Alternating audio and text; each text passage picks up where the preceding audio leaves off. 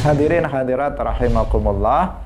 Jadi doa seseorang yang memenuhi syarat diterimanya doa dan sesuai dengan kehendak Allah, maka itu dikabulkan oleh Allah dengan berbagai bentuk pengabulan. Pengabulan itu tidak selalu sesuai dengan bentuk permintaan maupun dengan waktu permintaan.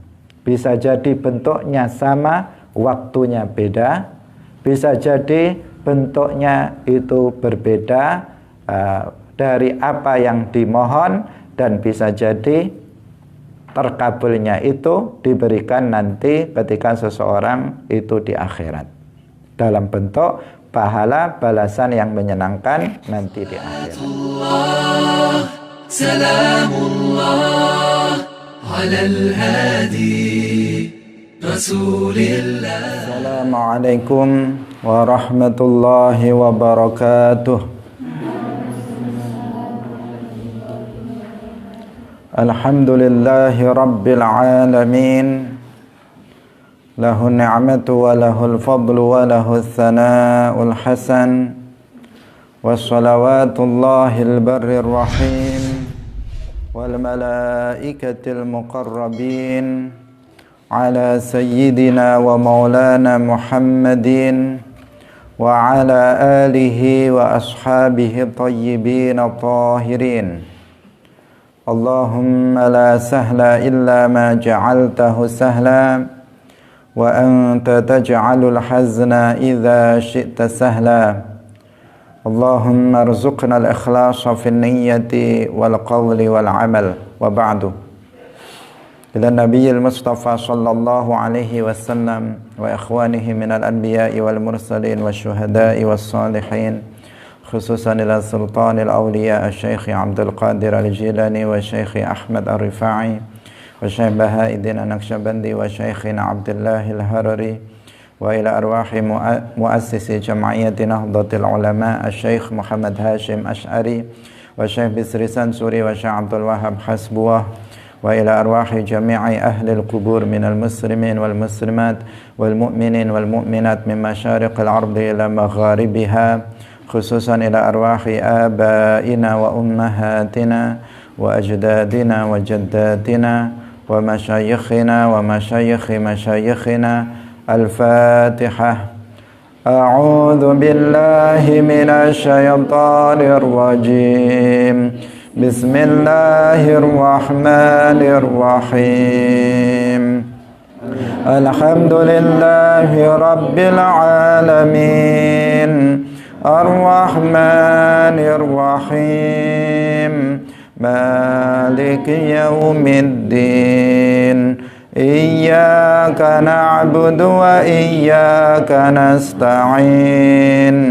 Ihdinas siratal mustaqim.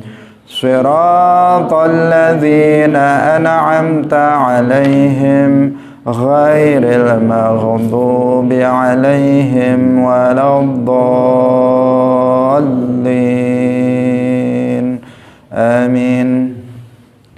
Hadirin hadirat kaum muslimin muslimat, pemirsa Madu TV rahimakumullah. Alhamdulillah pagi hari ini Allah subhanahu wa ta'ala melimpahkan rahmatnya, nikmat-nikmatnya kepada kita semuanya, sehingga kita kembali bisa berkumpul dalam majelis yang sangat mulia yang menjadi salah satu taman dari taman-taman surga. Semoga Allah subhanahu wa ta'ala menerima amal soleh yang kita lakukan ini. Amin ya rabbal alamin. Salawat dan salam semoga tetap tercurahkan, terlimpahkan kepada Nabi Agung Nabi Muhammad sallallahu alaihi wasallam, para sahabatnya, keluarganya, serta seluruh umat Islam yang mengikuti beliau ila yaumil qiyamah. Hadirin hadirat rahimakumullah. Pada pagi hari ini kita akan membahas penafsiran Al-Quran surat Al-Baqarah ayat 186. Surat Al-Baqarah ayat 186. Mari kita memulainya dengan mengikhlaskan niat kita lillahi ta'ala. Bismillahirrahmanirrahim. Wa idza sa'alaka 'ibadi 'anni fa inni qarib. Ujibu da'watad da'i idza da'an. Falyastajibu li wal yu'minu bi la'allahum yarshudun. Wa idza sa'alaka 'ibadi 'anni fa inni qarib. Ujibu da'watad da'i idza da'an. Falyastajibu li wal yu'minu bi la'allahum yarshudun. Wa idza sa'alaka 'ibadi 'anni, apabila para hambaku bertanya kepadamu wahai Nabi Muhammad tentangku, anni tentang aku, fa inni qarib, maka katakanlah kepada mereka sesungguhnya aku itu qarib. Ujibu da'watad da'i idza da'an, aku mengabulkan doa orang yang berdoa. Idza da'an, apabila mereka itu berdoa. Hadirin hadirat rahimakumullah, ayat ini tergolong sebagai ayat mutasyabihat, yaitu ayat yang dari sisi makna itu memiliki makna lebih dari satu, sehingga harus ditakwilkan apabila makna zahirnya itu mengindikasikan berlawanan dengan ayat yang muhkamat. Ayat ini, wa idza sa'alaka 'ibadi 'anni fa inni qarib. Jika hambaku bertanya tentang aku, wahai Muhammad, maka katakan kepada mereka, inni qarib, sesungguhnya aku itu dekat. Nah, dekat di sini memiliki beberapa makna. Bisa berarti dekat itu adalah berarti tempat atau jarak. Misalnya saya sekarang duduk dekat dengan Arif misalnya, maka ini dekat dengan jarak, namanya dekat. Atau seseorang misalnya mengatakan sekarang aku sedang dekat dengan dia misalnya, sedang dekat dengan dia. Itu artinya bukan artinya duduknya dekat dengan seseorang, tetapi dia misalnya menyukai seseorang tertentu. Itu juga dikatakan dekat. Nah, dekat. Atau juga memiliki makna menjaga, makna mengetahui, dan seterusnya. Hadirin hadirat yang dirahmati oleh Allah Subhanahu wa ta'ala. Nah, makna zahir dari qarib itu adalah dekat dari sisi tempat. Ketika seseorang mengatakan saya dekat, artinya dari dekat dengan seseorang, maka secara zahir makna pertama yang terlintas adalah dekat dari sisi tempatnya. Saya bertempat, dia bertempat, kemudian tidak jauh jarak di antara keduanya. Artinya menunjukkan makna tempat. Dan ini telah kita sampaikan bahwasanya akidah ahli sunnah wal jamaah menegaskan Allah mawjudun bila makan. Allah itu ada tanpa tempat. Allah tidak bertempat pada suatu tempat tertentu. Karena laisa kamitslihi syai', ayat muhkamat menegaskan Allah itu tidak serupa dengan sesuatu pun dari makhluknya. Enggak ada makhluk yang serupa dengan Allah. Allah enggak serupa dengan makhluknya. Bertempat adalah sifat makhluk, maka Allah tidak boleh dikatakan dia bertempat.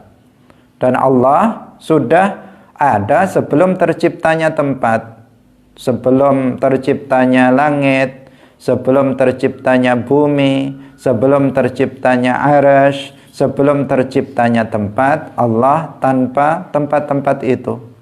Dan setelah terciptanya tempat, Allah nggak berubah. Karena berubah adalah tanda terbesar dari makhluk. Maka Allah tetap ada tanpa tempat. Itu adalah akidah Ahlus Sunnah wal Jamaah yang harus dipegangi. Maka ketika kemudian ada di dalam Al-Quran yang mengatakan bahwasanya Allah itu qarib, sebagaimana disebutkan dalam ayat ini, wa idza sa'alaka ibadi anni fa inni qarib. Nah, maka di situ apa maknanya? Dipastikan maknanya bukan makna zahirnya. Dipastikan maknanya bukan dekat dari sisi jarak atau dekat dari sisi tempat. Dipastikan seperti itu. Maka dipastikan maknanya bukan itu tetapi yang lain.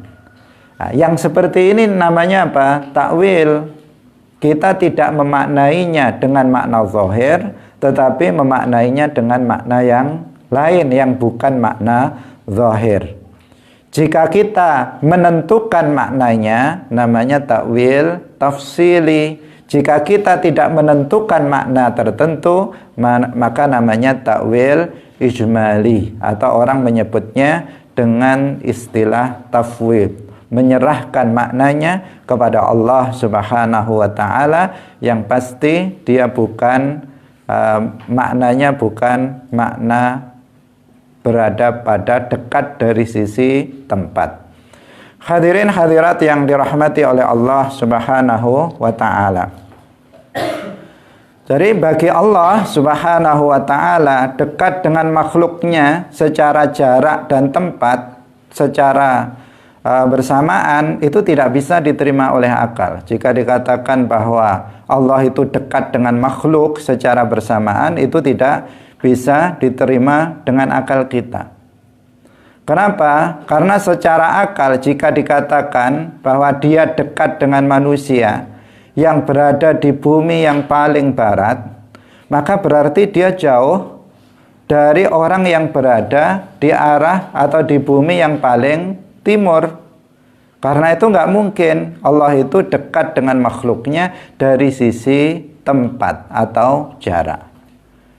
Bisa dipahami? Kita berpikir, pakai akal kita berpikir. Jika dikatakan Allah itu dekat dengan makhluknya, sementara makhluk Allah yang tinggal di bumi ini, itu ada yang tinggal di Indonesia, ada yang tinggal di Timur Tengah, ada yang tinggal di Mesir, tinggal di Makkah, tinggal di Madinah, tinggal di Palestina, tinggal di Beirut, Lebanon. Ada juga yang di Barat, ada yang tinggal di Amerika, ada yang tinggal di Australia, ada yang tinggal di mana? Di Inggris, di Eropa sana. Ada yang tinggal di Afrika. Nah, ketika dikatakan bahwa Allah dekat dengan makhluknya secara bersamaan, itu sesuatu yang nggak bisa diterima oleh akal.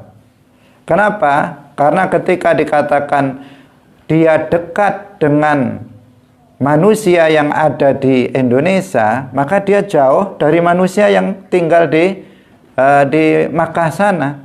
Jika dikatakan dia tinggal dia dekat dengan manusia yang ada di di Timur Tengah, maka berarti dia jauh dari manusia yang ada di Indonesia. Kan seperti itu. Kalau itu jarak, kalau dikatakan dekatnya itu adalah jarak, maka akan seperti itu. Dan itu tidak bisa masuk di akal kita jika dikatakan Allah dekat dengan makhluk secara bersamaan. Karena sesuatu, atau jika dikatakan dia dekat dengan yang di timur, paling ujung timur, maka berarti dia jauh dari yang berada di ujung barat. Begitu sebaliknya. Maka tidak mungkin secara akal juga bahwa Allah Subhanahu wa taala itu berada dekat dengan makhluk dari sisi tempat ataupun jarak. Secara nakli tidak mungkin, karena laisa kamitslihi syai'. secara akli, secara akal juga tidak mungkin Allah itu dekat dengan makhluk dari segi tempat atau jarak, karena memang Allah Subhanahu wa taala itu ada tanpa tempat. Hadirin hadirat kaum muslimin muslimat, pemirsa Madu TV yang berbahagia. Lalu bagaimana para ulama mentakwilkan ayat ini? Para ulama setidaknya ada dua pentakwilan terhadap ayat ini.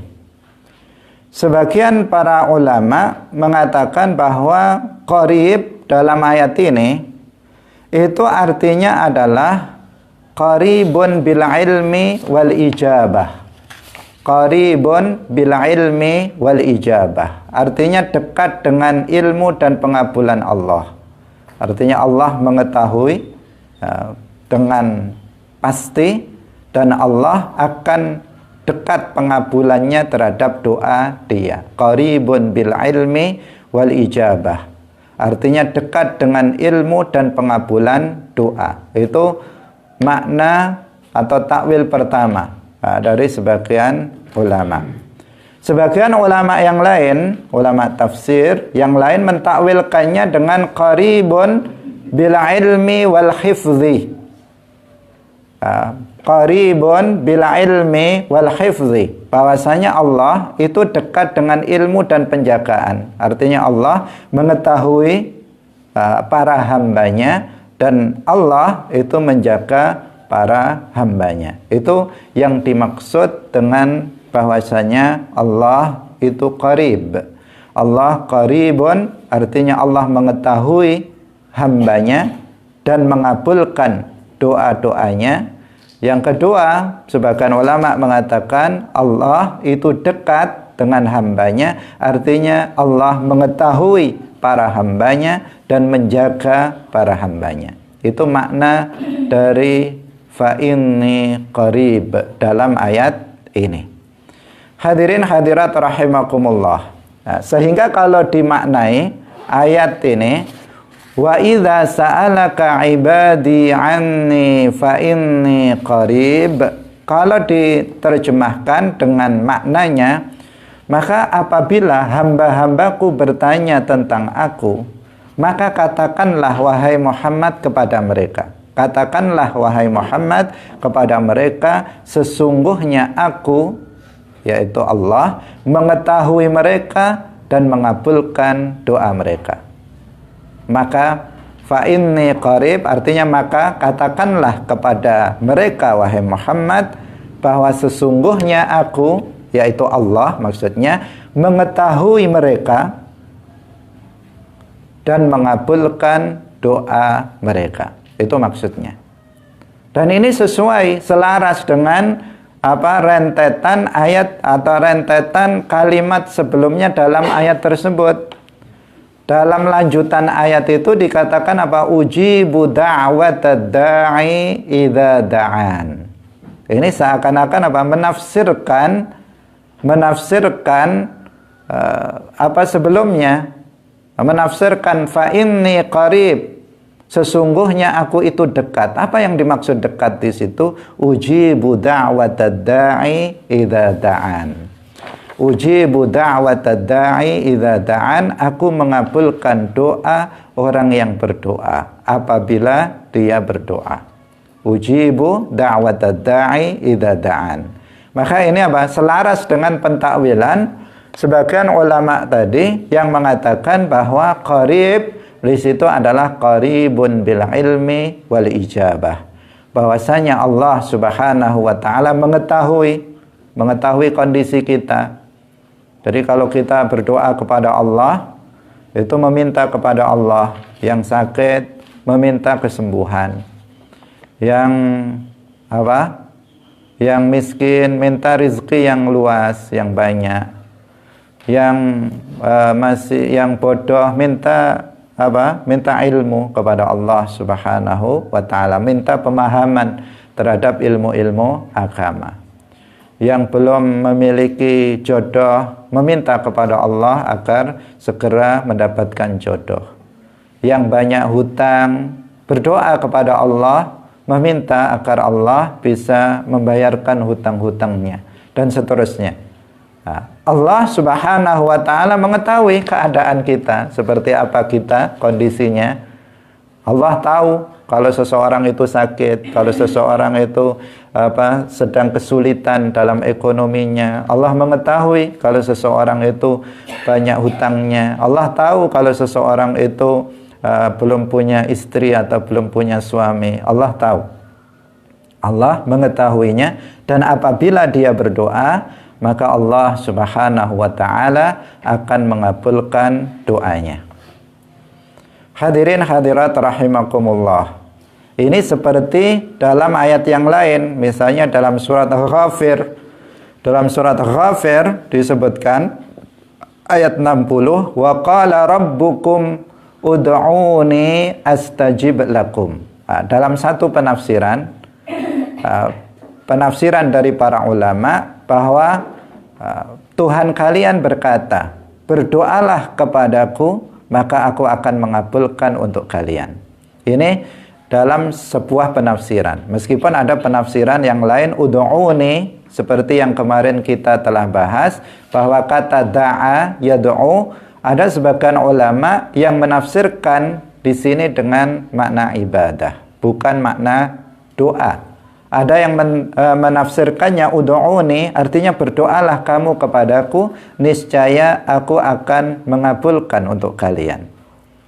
Tetapi ada sebagian ulama yang mengatakan ud'uni artinya u'buduni, artinya sembahlah aku, beribadahlah kepadaku, maka asibkum, maka aku akan memberikan pahala kepada kalian. Ada dua penafsiran tentang ayat ini. Jika kita maknai dengan doa, ud'uni astajib lakum, berdoalah kalian kepadaku, maka aku akan mengabulkan untuk kalian, maka ini selaras dengan firman Allah, ujibu da'watad da'i idza da'an. Aku akan mengabulkan doa orang yang berdoa jika mereka itu mau untuk berdoa. Dan itu selaras dengan sebelumnya, yaitu firman Allah, fa inni qarib. Katakanlah wahai Muhammad, sesungguhnya aku ini dekat. Dekat dalam pengertian aku ini, Allah itu tahu bagaimana keadaan manusia yang berdoa itu, tahu persis. Kalaupun kamu tidak memberitahukannya, ya Allah tahu karena Allah yang menciptakannya. Misalnya kamu tidak mengatakan, ya Allah saya ini banyak hutangnya. Meskipun kamu nggak ngomong begitu kepada Allah, Allah mengetahuinya. Meskipun kamu nggak mengatakan misalnya, ya Allah saya ini sakit-sakit terus misalnya, maka sembuhkanlah penyakitku. Meskipun kamu nggak ngomong seperti itu, Allah mengetahuinya. Dan jika kamu berdoa, maka Allah akan mengabulkan doa yang kamu panjatkan tersebut. Hadirin hadirat rahimakumullah. Apakah semua doa itu dikabulkan oleh Allah Subhanahu wa taala? Kalau kita membaca dalam beberapa hadis atau ayat yang lain, menunjukkan bahwa selain ada doa yang terkabul, itu juga ada doa yang tidak terkabul. Ada doa yang tidak terkabul. Misalnya dalam yang disebutkan dalam hadis di Al-Arba'in An-Nawawiyah, itu disebutkan bahwa ada seseorang itu yang berdoa kepada Allah. Dia mengatakan ya Rabb, ya Rabb, tetapi tidak dikabulkan. Dikatakan anna yustajabu lahu. Mana mungkin doanya dikabulkan, sementara apa yang dia makan adalah makanan yang haram, pakaiannya adalah pakaian yang haram. Mana mungkin doanya itu dikabulkan. Tetapi dalam ayat ini dikatakan ujibu da'watad da'i idza da'an, atau qala rabbukum ud'uni astajib lakum. Bagaimana kita mengkompromikan antara ayat ini dengan hadis yang tadi kita sebutkan? Para ulama menjelaskan bahwa semua doa yang dipanjatkan oleh manusia itu akan dikabulkan oleh Allah. Tetapi doa yang memenuhi syarat-syarat berdoa yang akan dikabulkan oleh Allah. Jadi dalam berdoa, agar doa itu dikabulkan oleh Allah, maka ada syarat-syaratnya. Maka doa-doa yang memenuhi syarat diterimanya doa, maka doa itu akan dikabulkan oleh Allah Subhanahu wa ta'ala. Misalnya apa? Tadi sudah kita sampaikan, di antara syarat dikabulkannya doa adalah makanan yang dikonsumsi oleh kita itu harus makanan yang halal. Itu syarat agar doa kita dikabulkan, agar kita menjadi mujabud da'wah, orang yang doanya terkabul. Sebagian orang kalau berdoa terus dikabulkan oleh Allah. Ada sebagian orang berdoa lama sekali, setiap hari berdoa tidak terkabul. Apa yang dia panjatkan tersebut. Nah, maka di sini kita harus melihat kenapa doa saya tidak dikabulkan oleh Allah. Bisa jadi makanan yang kita makan adalah makanan yang haram. Makanan yang haram, karena seseorang yang makanannya adalah makanan yang haram, maka dia tidak memenuhi ketentuan atau syarat dikabulkannya doa. Kemudian yang lain, misalnya kalau kita berdoa, maka hati kita harus khusyuk, tidak lalai kepada Allah. Ketika kita berdoa kepada Allah, maka hati kita memang secara khusyuk, hadir, ingat, tidak lalai kepada Allah Subhanahu wa ta'ala. Kita berdoa itu ya betul-betul berdoa, bukan sekedar melafalkan lafaz-lafaz doa. Sebagian orang hafal doa-doa, tetapi dia tidak tahu maksud dari doa itu. Cepat kalau doa, tetapi apa yang dia minta, apa yang dia panjatkan kepada Allah, dia tidak tahu, dan bahkan dia tidak ingat kepada Allah Subhanahu wa ta'ala. Dia lalai terhadap Allah Subhanahu wa ta'ala. Hatinya tidak hadir dalam berdoa tersebut.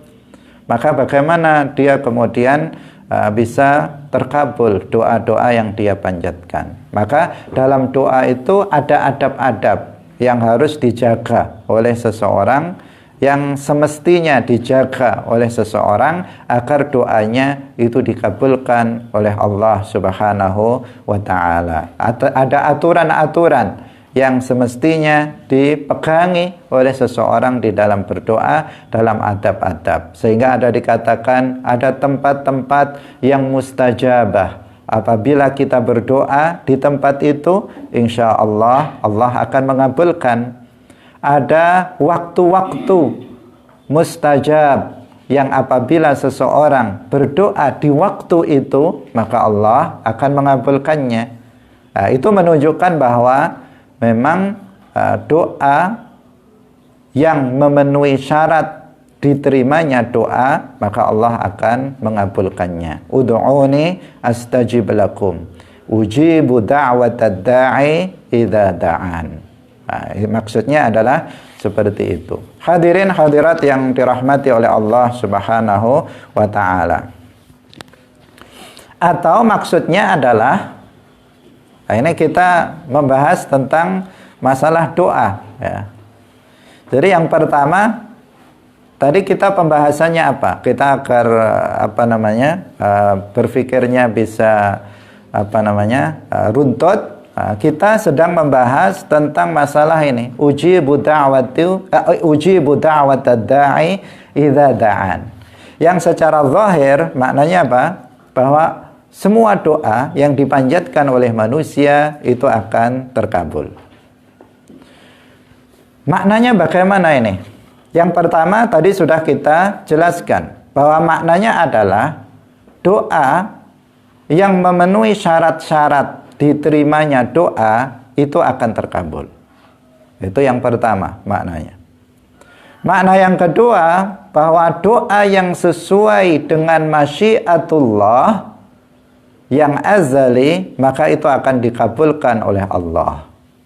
Tetapi jika doa seseorang itu tidak sesuai dengan kehendak Allah, tidak sesuai dengan masyiah Allah, tidak sesuai dengan iradatullah al-azaliyah, maka tidak terkabulkan.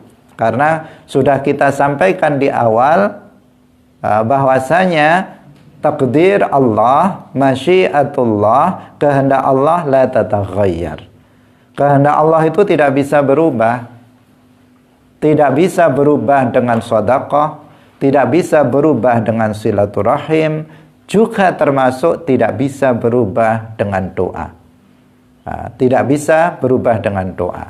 Jika ada dikatakan bahwa silaturahim memperpanjang umur, sedekah bisa menolak bala, kemudian berdoa itu bisa bisa menjadikan seseorang sukses dan sebagainya, maka itu dalam ruang lingkup takdir mu'allaq. Takdir mu'allaq. Tetapi sudah kita jelaskan juga bahwa takdir mu'allaq bukan berarti takdir Allah itu berubah. Bukan berarti itu. Tetapi yang ada dalam catatan malaikat itu tertulis dua opsi ini. Jika dia berdoa, maka dia akan sembuh dari penyakitnya. Jika dia tidak berdoa, maka dia akan mati dengan sebab penyakitnya itu. Maka di sini apa?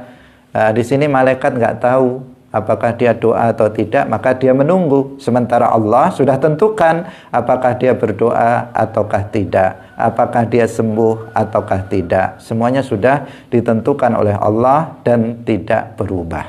Nah, doa yang terkabul adalah doa yang sesuai dengan ketentuan Allah, yang sesuai dengan masyiatullah. Karena manusia memiliki masyiah, Allah juga memiliki masyiah. Tetapi masyiatuna, masyiatul makhluk tahta masyiatillah. Sebagaimana disebutkan di dalam Al-Quran. Wa ma tasha'una illa ayyasha Allahu rabbul alamin. Tidaklah kalian berkehendak kecuali Tuhan alam semesta itu berkehendak. Artinya kita punya kehendak, Allah memiliki kehendak. Jika kehendak kita sesuai dengan kehendak Allah, maka terjadi apa yang kita kehendaki. Kita berdoa kepada Allah, ya Allah berikanlah aku kesembuhan dari penyakitku. Allah berkehendak. Telah tertulis di Lauhil Mahfuz bahwasanya kita sembuh dengan sebab doa itu, maka sembuh. Seseorang misalnya meminta kaya, ya Allah jadikanlah saya orang yang kaya. Ternyata tertulis di Lauhil Mahfuz dia orang miskin sampai mati misalnya. Maka apa? Maka ya miskin meskipun dia berdoa setiap hari. Dari sisi harta seperti itu. Kenapa? Karena ini tidak bisa merubah takdir doa itu. Tidak bisa merubah masyiatullah. Karena masyiatullah la tataghayyar, tidak berubah. Tetapi kita berdoa karena kita tidak mengetahui takdir Allah subhanahu wa ta'ala. Takdir Allah dirahasiakan kepada kita. Bisa jadi tertulis dalam Lauhil Mahfuz, dalam takdir mu'allaq, apabila si fulan berdoa minta kaya, maka dia akan jadi kaya. Bisa jadi seperti itu. Makanya kita berdoa kepada Allah subhanahu wa ta'ala seperti itu. Hadirin hadirat yang dirahmati oleh Allah subhanahu wa ta'ala. Jadi ini makna yang kedua.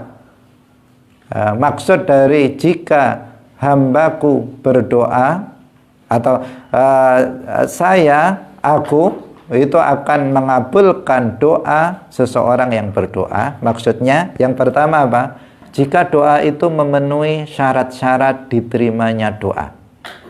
Seperti yang sudah kita jelaskan. Yang kedua, apabila doa yang dia minta itu sesuai dengan masyiatullah. Jika tidak sesuai dengan masyiatullah, maka doa seseorang tidak terkabul. Jika sesuai dengan masyiatullah, maka doa seseorang akan terkabul. Hadirin hadirat rahimakumullah.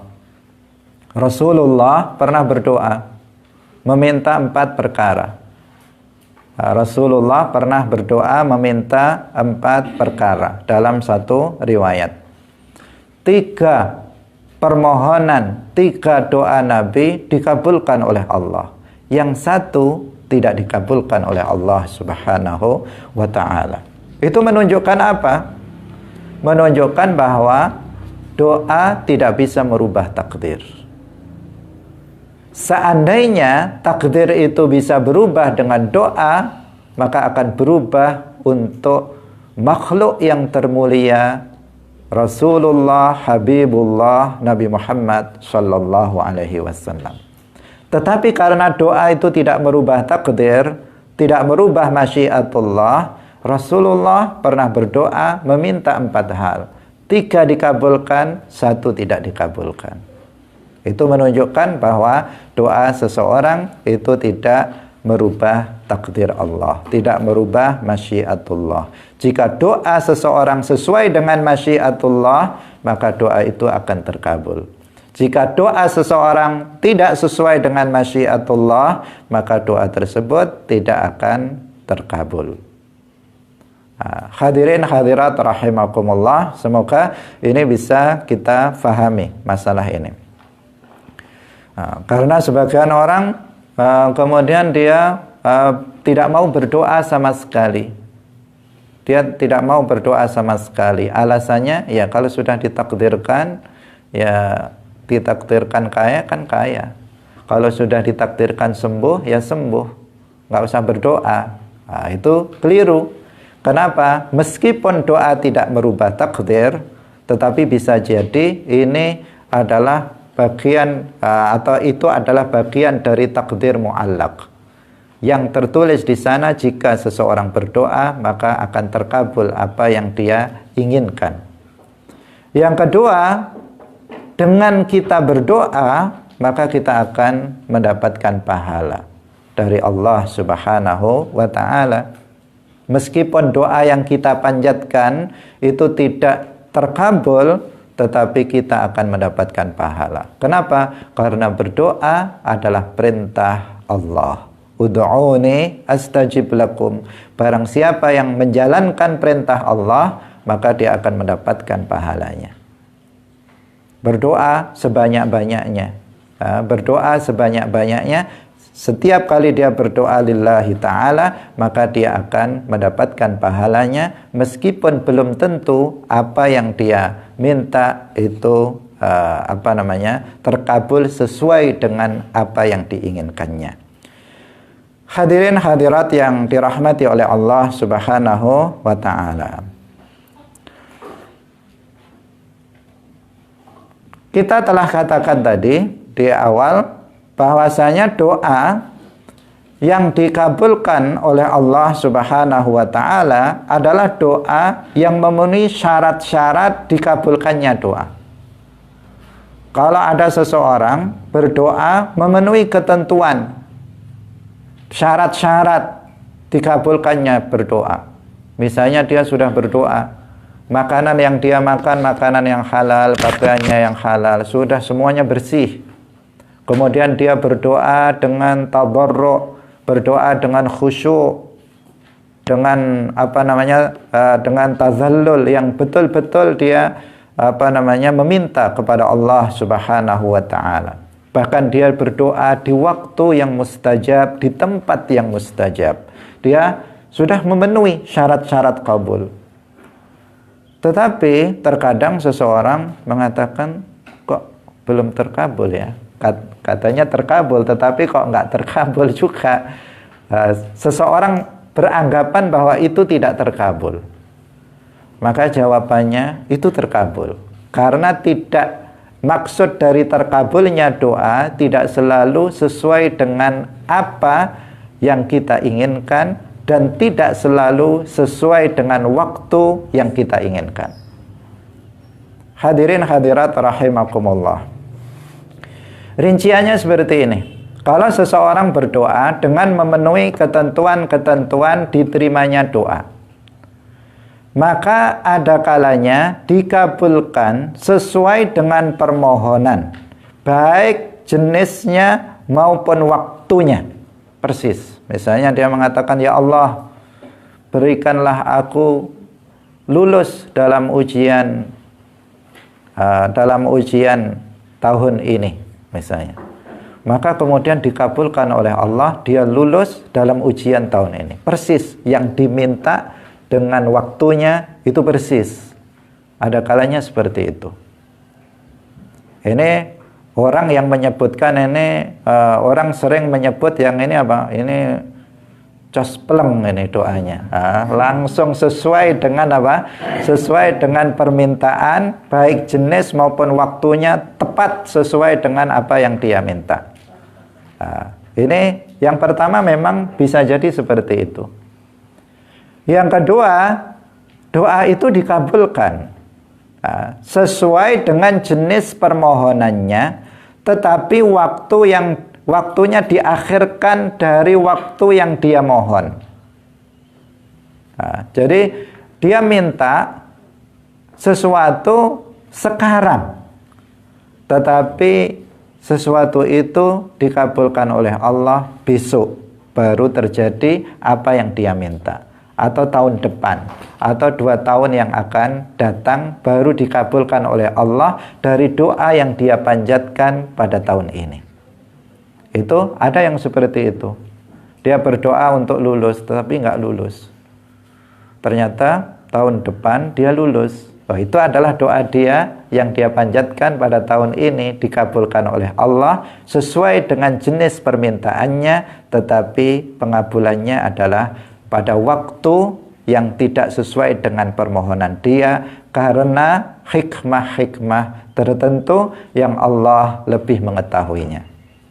Karena terkadang seseorang itu menganggap bahwa ini yang paling maslahah untuk saya, tetapi Allah lebih mengetahui apa yang maslahah bagi hambanya daripada manusia itu sendiri. Terkadang kita mengatakan dalam hati kita, ini kalau saya punya banyak uang, itu enak ini. Terkadang kita mengatakan begitu, yang maslahah bagi saya sekarang ini ya sehat, uangnya banyak, kemudian apalagi rumahnya mewah, mobilnya, kendaraannya banyak misalnya dan mewah, itu enak sekali kalau bagi saya. Maka saya minta kepada Allah yang seperti itu. Dia menganggap bahwa itu yang maslahah bagi dirinya. Tetapi Allah lebih tahu apa yang lebih maslahah untuk kita, sehingga Allah tidak mengabulkan doa seseorang sesuai dengan waktu permintaan dia, karena hikmah-hikmah yang Allah lebih mengetahuinya daripada diri kita. Sehingga kita harus berhusnudzon kepada Allah Subhanahu wa ta'ala tentang apa yang terjadi pada diri kita. Ini yang kedua, kemungkinan yang kedua adalah seperti itu.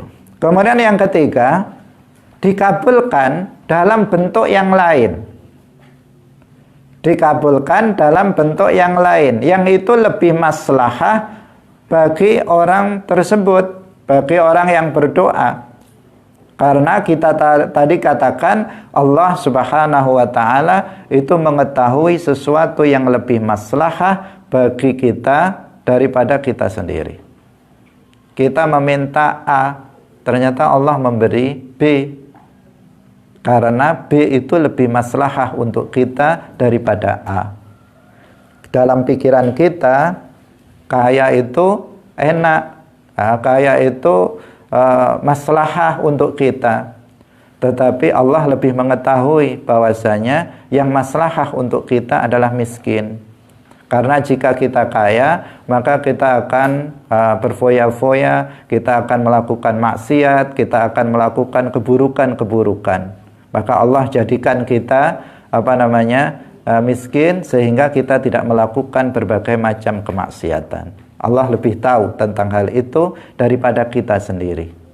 Maka Allah jadikan kita seperti kondisi yang ada saat itu. Hadirin hadirat rahimakumullah. Jadi di sini sudah beda yang diminta dengan yang dikasihkan oleh Allah kepada kita, itu sesuatu yang beda. Yang terakhir, Yang terakhir, doa itu dikabulkan, tetapi dikabulkan nanti di akhirat. Tidak di dunia. Di akhirat dalam bentuk pahala. Terkabulnya doa di akhirat adalah dalam bentuk pahala. Pahala itu apa? Balasan yang menyenangkan yang diberikan kepada seorang hamba nanti di akhirat atas amal soleh yang dilakukannya di dunia. Doa yang kita panjatkan dikabulkan oleh Allah nanti di akhirat dengan diberikan balasan yang menyenangkan nanti di akhirat. Hadirin hadirat rahimakumullah. Jadi doa seseorang yang memenuhi syarat diterimanya doa dan sesuai dengan kehendak Allah, maka itu dikabulkan oleh Allah dengan berbagai bentuk pengabulan. Pengabulan itu tidak selalu sesuai dengan bentuk permintaan maupun dengan waktu permintaan. Bisa jadi bentuknya sama, waktunya beda. Bisa jadi bentuknya itu berbeda dari apa yang dimohon, dan bisa jadi terkabulnya itu diberikan nanti ketika seseorang itu di akhirat dalam bentuk pahala balasan yang menyenangkan nanti di akhirat. Hadirin hadirat yang dirahmati oleh Allah Subhanahu wa taala. Sebagian ulama itu memaknai da'watad da'i dalam ayat ujibu da'watad da'i idza da'an. Sebagian ulama menafsirkan da'watad da'i itu dengan taubatnya orang yang bertaubat. Dengan taubatnya orang yang bertaubat. Sehingga maknanya ujibu da'watad da'i idza da'an, artinya aku, yaitu Allah, itu menerima taubatnya orang yang bertaubat jika dia bertaubat. Ini ada penafsiran yang lain yang seperti itu. Jadi aku menerima taubatnya orang yang taubat. Da'wat da'i artinya taubatut taibin, taubatnya orang yang taubat, jika idza da'an, idza taba, jika dia bertaubat. Itu maknanya. Kenapa? Karena menurut penafsiran ini, bertaubat itu selalu berdoa. Dalam taubat itu ada doa, ya Allah ampunilah aku, kan doa itu. Jadi doa yang dimaksud adalah taubat, bukan doa yang secara umum, tapi doa yang berisi taubat kepada Allah. Kenapa? Karena karena jika seseorang itu bertaubat kepada Allah, sebanyak apapun dosa yang dilakukannya, asalkan bukan kufur, syirik, maka akan diterima taubatnya oleh Allah Subhanahu wa taala. Allah akan mengampuninya. Meskipun dosanya itu sudah setinggi langit, meskipun dosanya itu sudah memenuhi bumi, asal dia tidak jatuh kepada kufur, kemudian dia bertaubat kepada Allah, maka Allah akan mengampuninya. Sehingga sesuai jika dikatakan ujibu da'watad da'i idza da'an. Ini pas dengan dengan prinsip bahwa Allah Subhanahu wa taala itu akan mengampuni dosa seseorang yang bertaubat. Dalam sebuah hadis Rasulullah sallallahu alaihi wasallam bersabda, "At-taibu minadz-dzambi kaman la dzanbalah." At-taibu minadz-dzambi kaman la dzanbalah. Orang yang bertaubat dari dosa itu seperti orang yang enggak memiliki dosa sama sekali. Seseorang lama sekali dia berbuat maksiat, berbuat dosa. Kemudian dia bertaubat kepada Allah dengan taubatan nasuha, maka Allah akan mengampuni semua dosa-dosa yang pernah dia lakukan. Seperti orang yang tidak memiliki dosa sama sekali. Dalam hadis yang lain Rasulullah bersabda, "Man taba taballah, man taba taballah." Barang siapa yang mau bertaubat dari dosa-dosanya, maka Allah akan menerima taubatnya. Maka di sini apa? Sangat pas sekali jika sebagian ulama kemudian menafsirkan ujibu da'watad da'i idza da'an, artinya aku menerima taubat seseorang yang bertaubat jika dia mau bertaubat. Pas dengan hadis-hadis ini. Doa, tetapi doa yang khusus, yaitu doa yang berisi taubat kepada Allah Subhanahu wa ta'ala. Semua penafsiran itu sesuai tadi penafsiran yang pertama itu juga sesuai, bahwa doa yang dikabulkan oleh Allah Subhanahu wa ta'ala adalah doa yang pertama memenuhi syarat-syarat diterimanya doa, dan doa yang sesuai dengan masyiatullah, itulah yang terkabul. Kemudian jika dimaknai dengan taubat juga sangat tepat, sangat cocok sekali, karena memang Allah Subhanahu wa ta'ala ghafirudz dzambi, Allah Al-Ghaffar, Allah itu Maha Pengampun. Hambanya yang mau bertaubat, maka Allah akan mengampuninya. Maka tidak semestinya, tidak seyogyanya bagi seorang pendosa, pelaku dosa itu berputus asa dari rahmat Allah Subhanahu wa ta'ala. Dari dosa-dosa yang dilakukannya, dia tidak boleh menyesal atau dia tidak boleh putus asa. Bukan menyesal, dia tidak boleh putus asa. Dia harus menyesali dosa yang dia lakukan, bertaubat kepada Allah Subhanahu wa ta'ala. Niscaya Allah akan mengampuni dosa-dosa dia. Hadirin rahimakumullah, sebagian ulama yang lain, jadi ini banyak sekali penafsiran dari para ulama. Sebagian ulama yang lain itu menafsirkan ujibu da'watad da'i idza da'an, itu artinya da'watad da'i artinya ibadah, seperti yang kemarin kita bahas bahwa da'a yad'u itu terkadang memiliki makna ibadah. Sehingga makna ujibu da'watad da'i artinya apa? Aku memberikan pahala ibadahnya orang yang beribadah ketika dia beribadah. Ujibu di sini aku memberikan pahala, da'watad da'i ibadahnya orang yang beribadah, idza da'an jika dia melakukan ibadah. Jika seseorang beribadah kepada Allah, maka di akhirat Allah akan memberikan pahalanya kepada dia. Ini penafsiran yang ketiga dari ayat ini. Nah, hadirin hadirat rahimakumullah, inilah penafsiran. Jadi memang penafsiran para ulama itu bisa berbeda-beda di antara satu ulama tafsir dengan ulama tafsir yang lainnya. Ada penafsiran-penafsiran itu yang mujma' alaih, yang disepakati tentang penafsirannya. Tetapi ada ayat-ayat Al-Quran yang penafsirannya diperselisihkan oleh para ulama. Sebagian menafsirkan A, sebagian menafsirkan B, sebagian menafsirkan C. Selama itu sesuai dengan qawaidut tafsir, sesuai dengan kaidah-kaidah dalam penafsiran, maka itu adalah sesuatu yang sah, sesuatu yang ditolerir, sesuatu yang diperbolehkan. Tetapi bukan berarti setiap orang bebas untuk menafsirkan Al-Quran. Karena untuk menjadi seorang mufassir, maka dia harus memenuhi syurutul mufassirin, syarat-syarat sebagai seorang ahli tafsir.